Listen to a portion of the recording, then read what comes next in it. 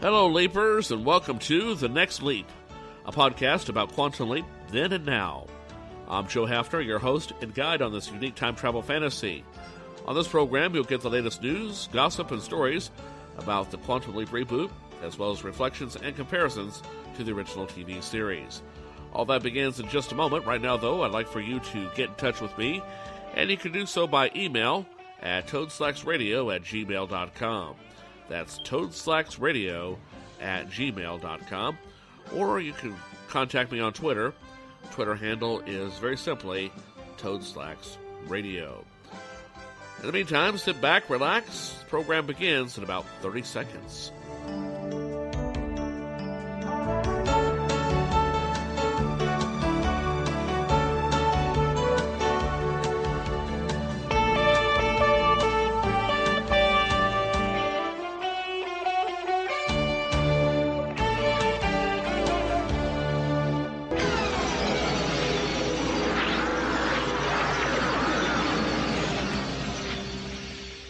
And hello, my friends. Welcome to The Next Leap. This episode recorded on Friday, February 4th, 2022. And I'm your host, Joe Haffner, with you, of course.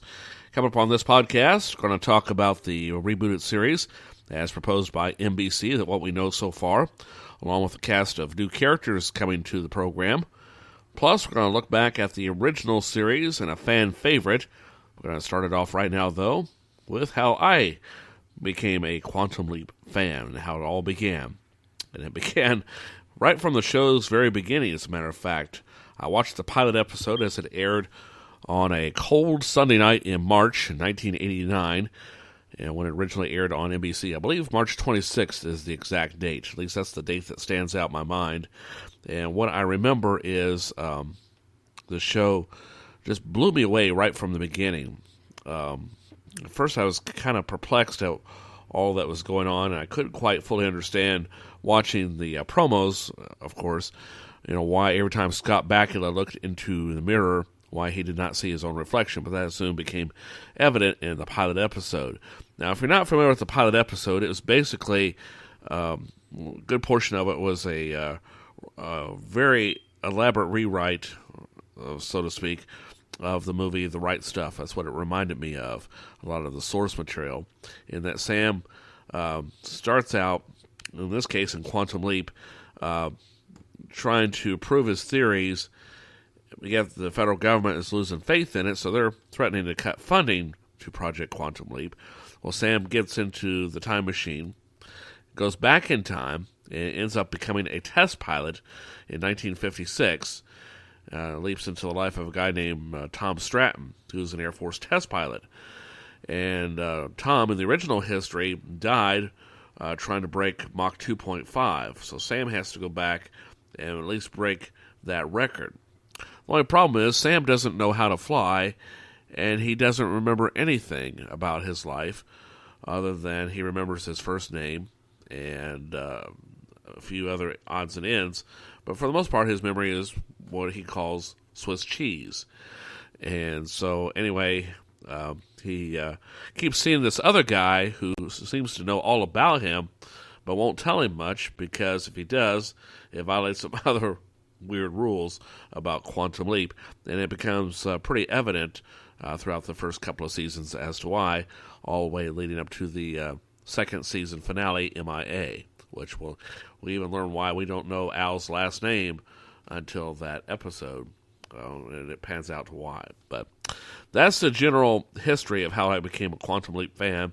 Initially, I was perplexed by the story, but at the same time intrigued, but more intrigued that there was this guy traveling through time who was righting wrongs and resetting history. Of course, my views on time and history have changed somewhat, but nevertheless, this is still a fun way to look back at humanity and to look forward at the same time. Now, if you're not familiar with Quantum Leap, you're probably wondering, why am I on this podcast in the first place? Maybe you have an interest in time travel and heard about this series, or just happened to brush upon it and what's all this hubbub about the reboot. Well, 30 years ago, and as I said, in 1989, this guy named Dr. Sam Beckett, not to be confused with the author, played by Scott Bakula, steps into the Quantum Leap accelerator and vanishes and starts bouncing around through his own lifetime, basically from 1953 all the way up to the present. We don't know exactly when he died, although one of my theories is that Sam is already dead and is somehow in purgatory, because how do you know when you're dead? I mean, speculation is he could be jumping as far ahead as 2053. So we don't know, how long our lives are going to be until we're dead. And then how does that work? Maybe it's a paradox. Who knows? But that's the fun of Quantum Leap and of science fiction in general. So that gives you kind of a broad overview. And anyway, he's leaping around from life to life. And when he replaces a person, say he's into a guy in 1985, well, that person from 1985 gets thrown into Sam's place in the future back at Project Quantum Leap headquarters in whatever year they happen to be, which in the TV series was in the late 1990s, early 2000s. So that's where you go. Anyway, a month ago, Quantum Leap fans, of course, worldwide leapers, as we like to be called, got the news that we've been waiting for a long, long time, since 1993, in that NBC has said, okay, we'll reboot Quantum Leap, but at this point we're only going to do a pilot episode, okay, kind of a backdoor pilot episode, which means that no official series has been given the green light yet, but if this reboot is successful, which I have a feeling it will be if it's done right, of course, I have a feeling it will be successful, that it'll go for at least one season. So, anyway, NBC has said, we'll go ahead with the reboot, we're going to make a movie, and we'll go from there. Now, there's still no word yet if Scott Bakula is going to reprise his role as Dr. Beckett or play some other character. It would be a sin for him to play anyone else but Sam Beckett. But there's no word yet if the 67-year-old actor is going to be in that series. But I don't know how you could do Quantum Leap without him at this point. It would be a sin, as I said, not to. A little like having Star Trek and not having Captain Kirk. But that proved out to be something a little bit different. But Scott Bakula proved to have the chops to play the role of Dr. Sam Beckett a long time ago, and it would be a sin not to have him in there in some capacity. Now, as far as the new characters are concerned, this is a tentative list, probably, but right now it looks like we've got a bunch of new characters coming to the show.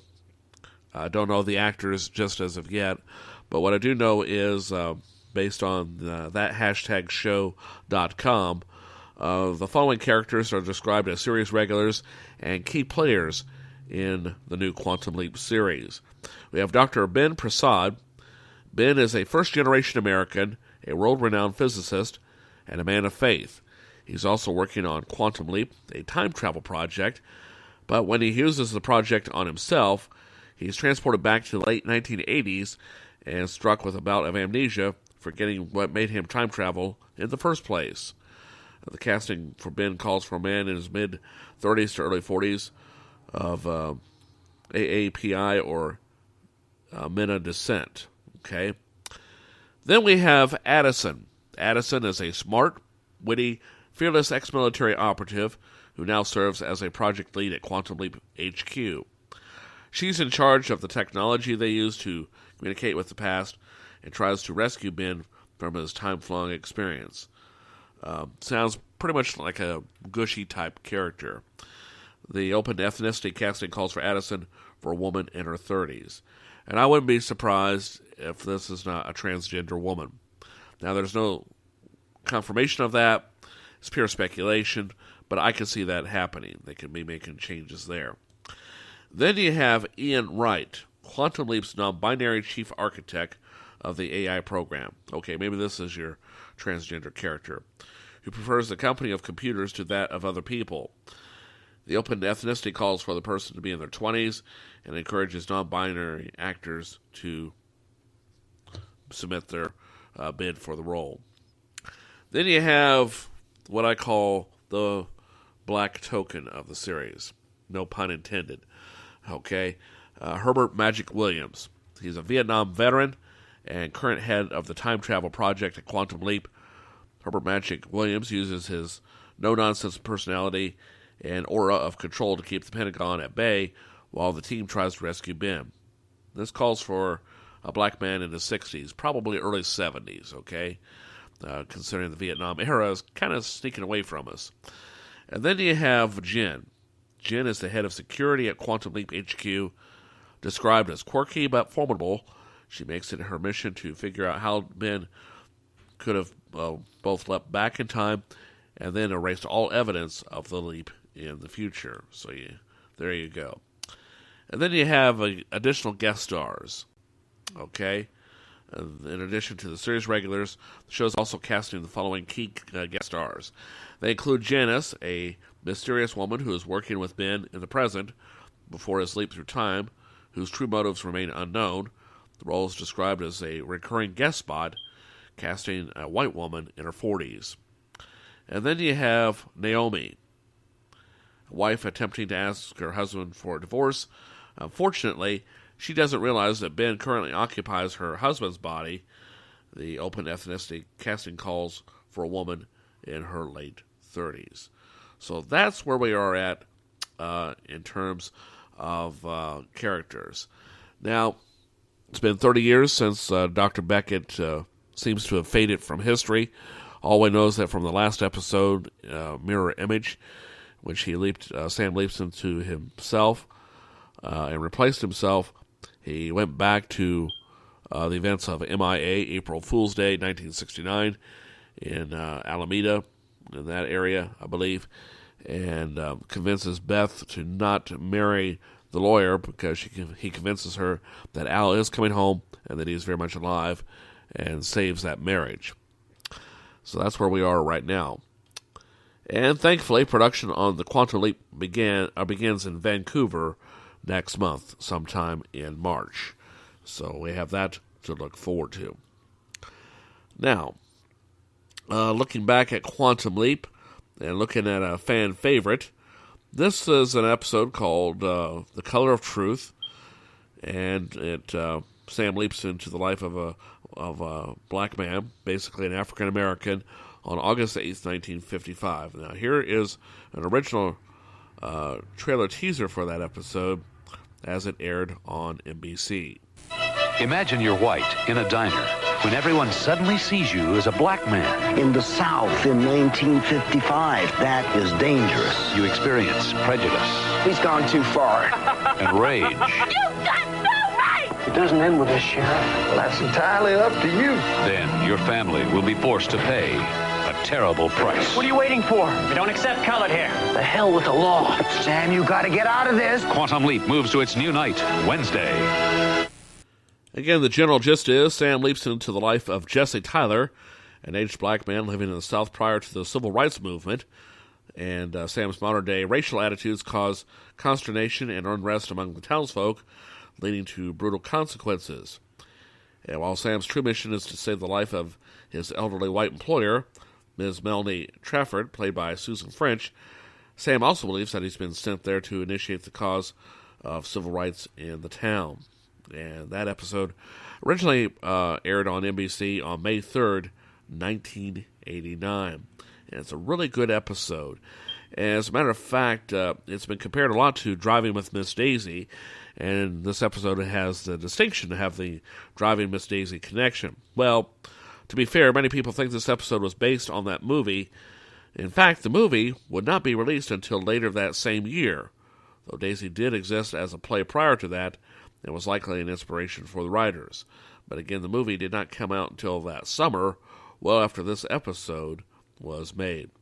This episode marks the series moved by NBC from Fridays from 9 to 8 Central to Wednesdays 10 to 9 Central. This will be the most consistent time slot that the series will have, as well as its most successful slot in the ratings. Plus, writer Deborah Pratt